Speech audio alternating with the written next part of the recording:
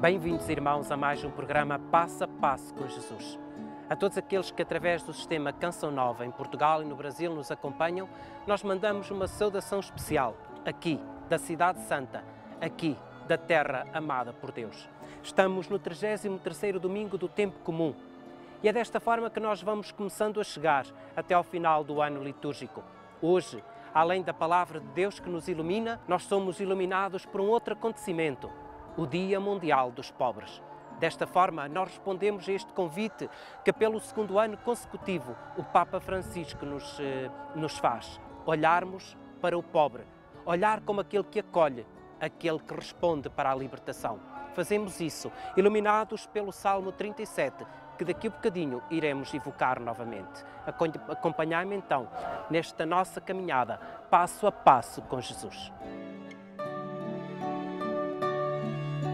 O capítulo 13 do Evangelho de São Marcos, escrito em linguagem apocalíptica, aborda no fundo dois assuntos: a destruição do Templo de Jerusalém, que serve de sobreaviso para as tribulações que virão, e o futuro da comunidade cristã dentro da história e diante da vinda do Filho do Homem.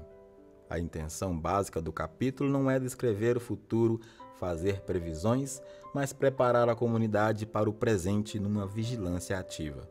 Outro fato a se destacar é que os judeus esperavam um Messias libertador político, que libertasse Israel dos romanos. No entanto, os evangelhos narram um Jesus rejeitado pelos judeus que vem como Salvador, libertador do pecado e como aquele que vai oferecer uma vida nova partindo do íntimo de cada coração. O autor pretende mostrar as intervenções de Deus na história, que no nosso caso se trata da vinda do Filho do Homem como Salvador e Juiz. Um texto que anuncia sua vinda como julgamento para os que se opõem ao projeto de Deus e salvação para os que aderem a ele.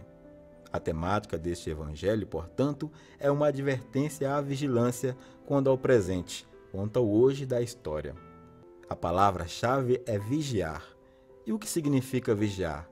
Não se trata de acomodação, espera passiva ou especulação, mas engajamento, atividade, exercício apostólico e missionário, trabalho concreto para a realização do projeto de Deus, busca da santidade e conversão.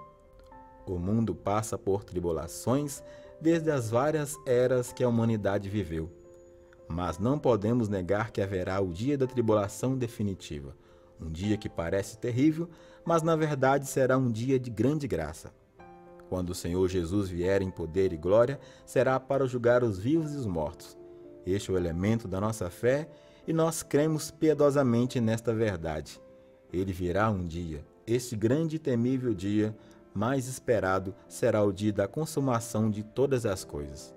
Então nós hoje escutamos precisamente um texto que nos fala desta atitude apocalíptica do final dos tempos. E quando nós escutamos estas palavras proclamadas por São Marcos, não é no sentido terrorífico, não é no sentido de nós nos espaventarmos, de nós termos medo, mas é no sentido de nos dar esperança. Esperança de que este Senhor Jesus vem para restaurar novos céus e nova terra. Escutemos então como é que Marcos nos descreve este mesmo momento. Mas nesses dias, depois daquela aflição, o sol vai escurecer-se e a lua não dará a sua claridade. As estrelas cairão do céu e as forças que estão no céu serão abaladas. Então verão o Filho do Homem vir sobre as nuvens com grande poder e glória. Ele enviará os seus anjos e reunirá os seus eleitos, dos quatro ventos, da extremidade da terra até à extremidade do céu. Aprendei, pois, a parábola da figueira. Quando os seus ramos estão tenros, brotam as folhas. Sabeis que o verão está para vir. Assim também, quando virdes acontecer estas coisas, sabei que ele está próximo, está às portas. Em verdade vos digo, não passará esta geração sem que todas estas coisas aconteçam. O céu e a terra passarão, mas as minhas palavras não passarão. Quanto a este dia ou a esta hora, ninguém os conhece, nem os anjos do céu, nem o Filho, só o Pai. Nós encontramos este texto tirado do capítulo 13 do Evangelho de São Marcos, integrado num acontecimento, aquele que vem a seguir a Jesus prever a destruição do Templo de Jerusalém. Os discípulos fazem-lhe esta pergunta: Senhor, quando é que isso vai acontecer? E quais os sinais que tu nos dás? É precisamente nesta tensão que Jesus sente, depois de ter saído do templo, está quase a chegar-se o momento da sua entrega para ser condenado e crucificado, quando ele tem este discurso que nós conhecemos como discurso apocalíptico do Evangelho de São Marcos. E este contexto em que nós vemos, então, no contexto da destruição do templo, aquele templo que se esperava que fosse um templo para a oração, para o encontro com Deus, e que Jesus tinha dito, naquele momento de expulsar os vendilhões do templo, que não estava a cumprir a sua função de casa de oração, de encontro com Deus, de encontro com o infinito. Então Jesus apresenta-se como um novo templo, aquele que vem para ser o verdadeiro lugar do encontro com Deus.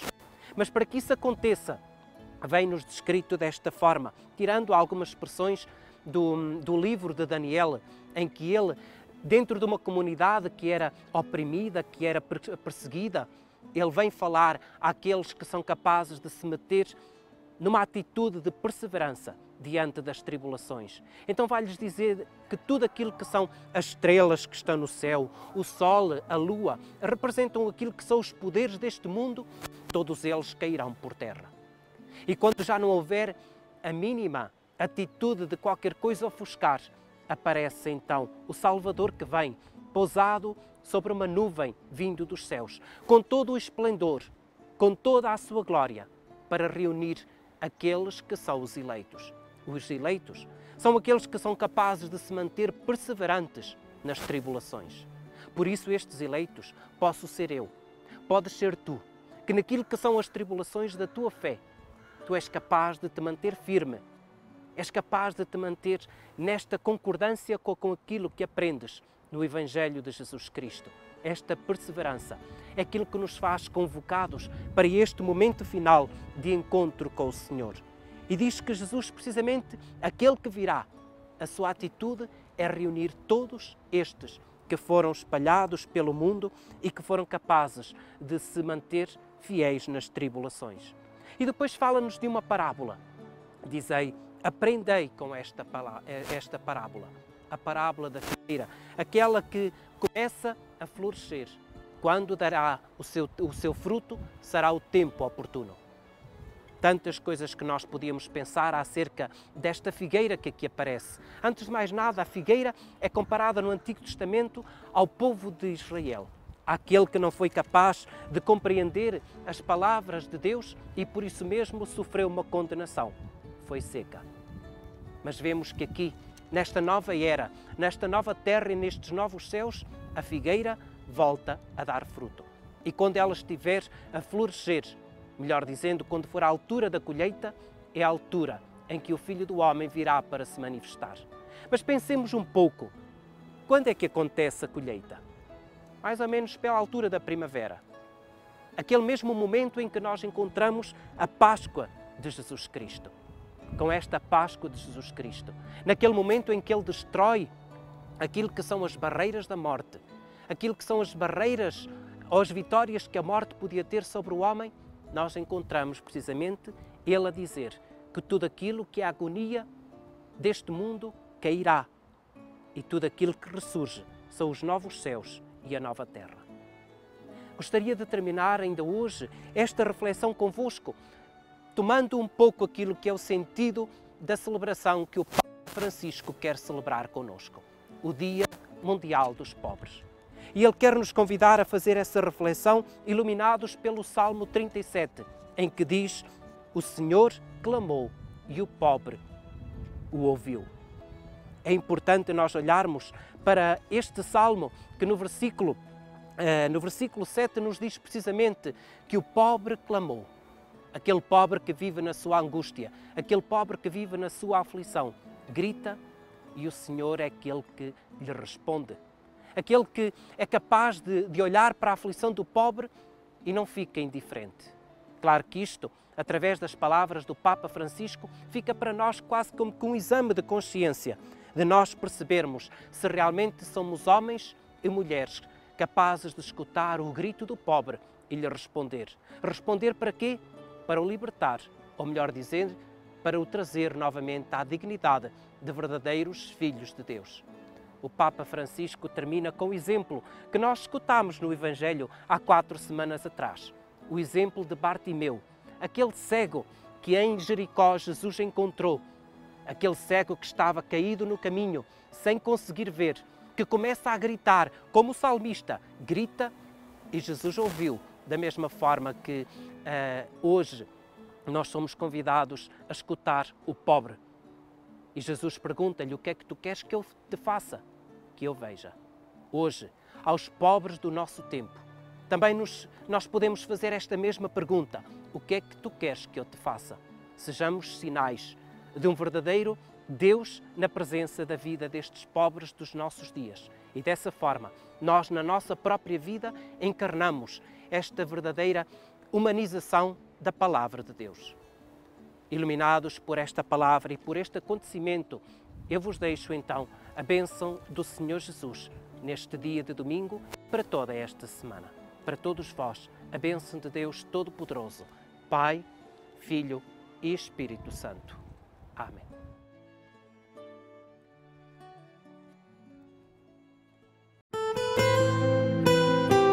O Christian Media Center tem a missão de levar ao mundo a mensagem da Terra Santa, a terra do Quinto Evangelho.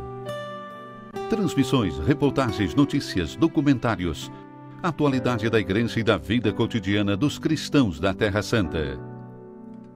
Você pode nos ajudar nesta missão, fazer conhecer e difundir a mensagem da Terra Santa. Ajude-nos. Visite o nosso site